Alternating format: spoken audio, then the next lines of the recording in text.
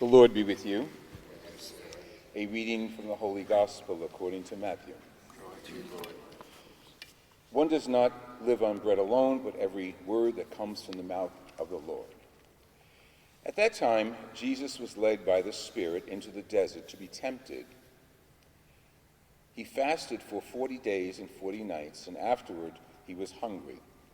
The tempter approached him and said, "If you are the Son of God, command these stones to become loaves of bread."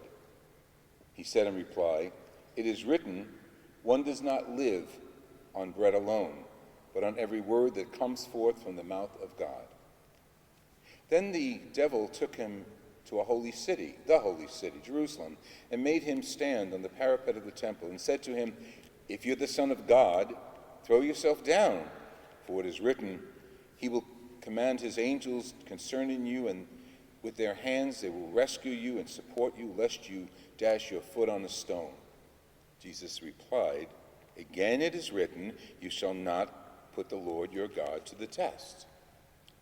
Then the devil took him to a very high mountain and showed him all the kingdoms of the world in their magnificence. And he said to him, "All these kingdoms I shall give you if you prostrate yourself and worship me." At this, Jesus replied, "Get away, Satan. It is written, the Lord your God shall you worship, and him alone shall you serve." Then the devil left Jesus, and behold, angels came and ministered to him. The Gospel of the Lord Jesus Christ. Praise to you. This is indeed a little different, but coming over from the hotel underground passage, then arriving here, it was very much like the early Christians had to worship in silence and secrecy, like the holy place we saw the other day across from the church, the house church. In Greek, in Latin, we used to call them, I wasn't there, they used to be called domus ecclesia, house churches. And they were the first churches Christians worshipped in. They were people's houses, just like that one across the street. They were opened up to the public secretly, and they became church houses, and eventually they even included baptistries in them. They go back to the ancient times in Rome and, of course, in the Holy Land. So that reminded me of this, the early Christians gathering. Here we are in a formerly Lutheran church that is very beautiful, great organ behind us that nobody's going to play. But it goes back to our roots. And as I said before, as we look up in the dome of the ceiling, I'm sure that all of it's written in Dutch, but the two words I can clearly make out are Jesus Christus. So he's watching over us as we gather in his name. The theme of today is temptation, both with the first reading of Genesis and, of course, Matthew's Gospel. But I have to touch on the reading from St. Paul. It's so theologically, correct.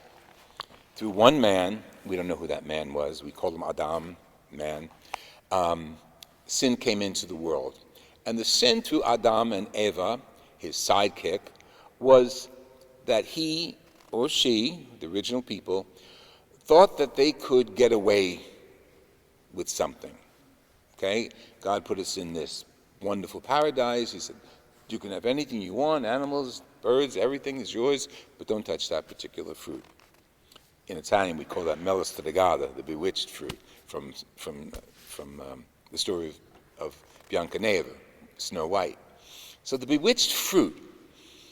Now, we're not talking about apples, pears, bananas, anything like that. We're talking about what was that thing that so attracted mankind away from God that he or she thought that he could run his own life without God, without a foundation, without faith, without contact with the supernatural.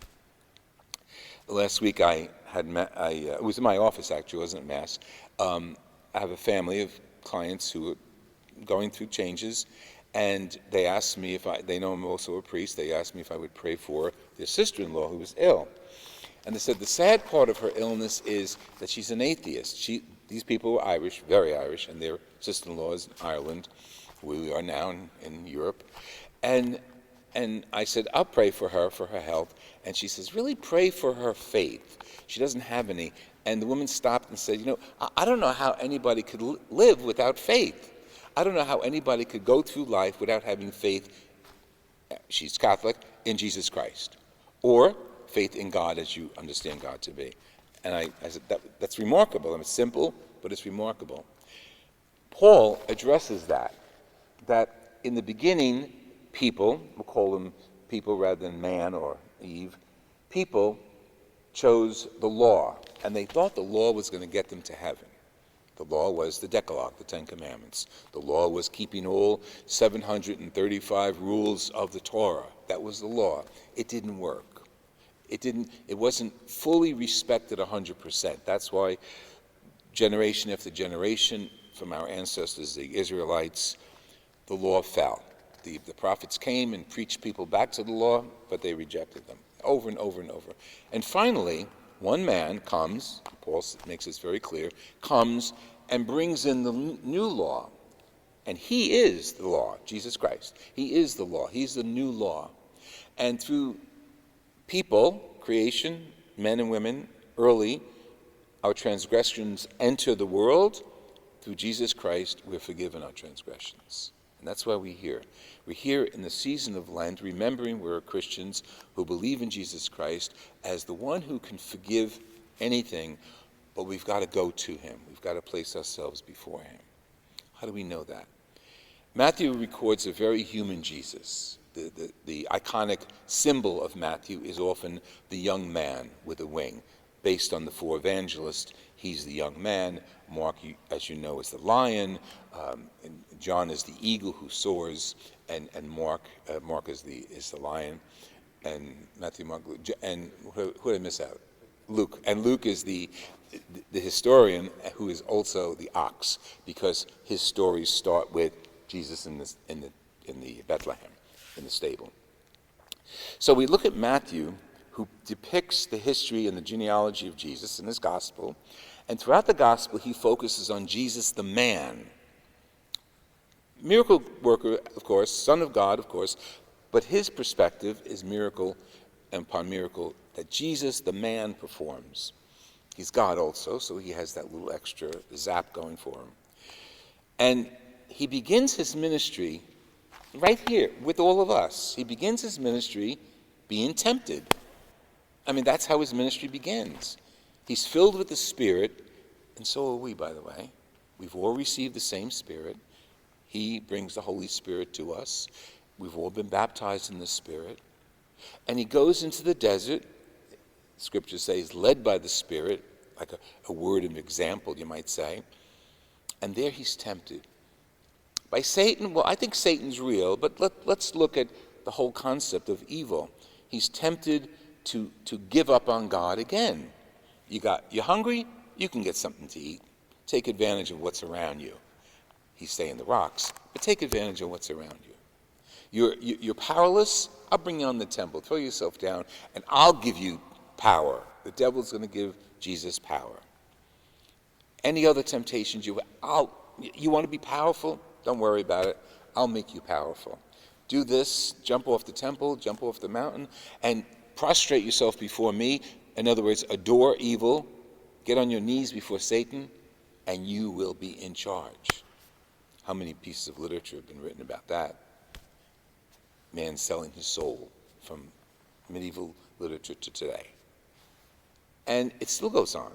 How many years ago it came out, the movie was something on Wall Street, The Lion of Wall Street, or The Fox of Wall Street, The Wolf of Wall Street, better yet. Same thing. So that was only a few years ago. The idea is still there in front of us. Give me your soul, and you'll get everything that you can see. This is the devil. And Jesus says, don't tempt the Lord your God. Don't use words to get back at God. God created the Word, and the Word here is both the written Word and the Word Jesus, the Word made flesh. God gave us his Word so that we could be in unity with him, be in contact with him. So that as we live our lives, and we as pilgrims, or travelers anyway, we come to another country, we come to a land that's known for its ancient faith that's not really renewed, and our guide has filled us in on that, where the Catholics were here, they weren't there, then the Lutherans came, the Calvinists came, and now pretty much, where is God? I don't know. All of us have to answer that question for ourselves. But we come here with faith and doing this little thing, bringing peace, bringing faith and prayers to this nation, people of the Netherlands, because they are our brothers and sisters. Nothing about what their role is in the scriptures, but we're another people. God sent Jesus to remind all of us that you're all brothers and sisters. So what you want for yourself, you should want for other people. You're hungry? Well, guess what? The poor are hungry as well. You have a distraction on the evil apple or the evil prize? Well, guess what? It's going to make you rich temporarily, but guess what? Other people need food and clothing and warmth. And Jesus combines all of that in himself. This new man doesn't give us power. This new man, Jesus Christ, gives us love.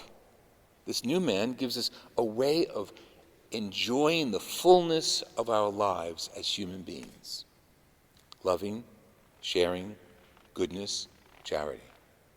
We're here today because during the season of Lent, we have an opportunity to remember that we probably haven't done it as well as we could have in this whole last year.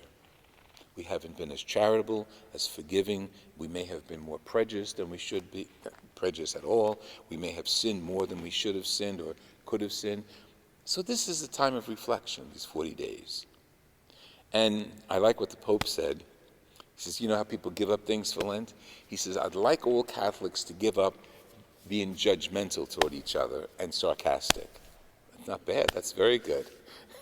And with that in mind, yesterday somebody commented on my Facebook page, because I put some of the pictures of our food, I guess you're not giving up desserts for Lent. Thank you. I was going to come back at that. And I said, no, bite your tongue, Skirty. But you see how judgmental we are? And that was a Catholic, a very Catholic person. And yet you see how judgmental we are? And we're the Christians. So we know we have a lot to do to improve our place in the world and the place of our sisters and brothers who have far less than us in the world.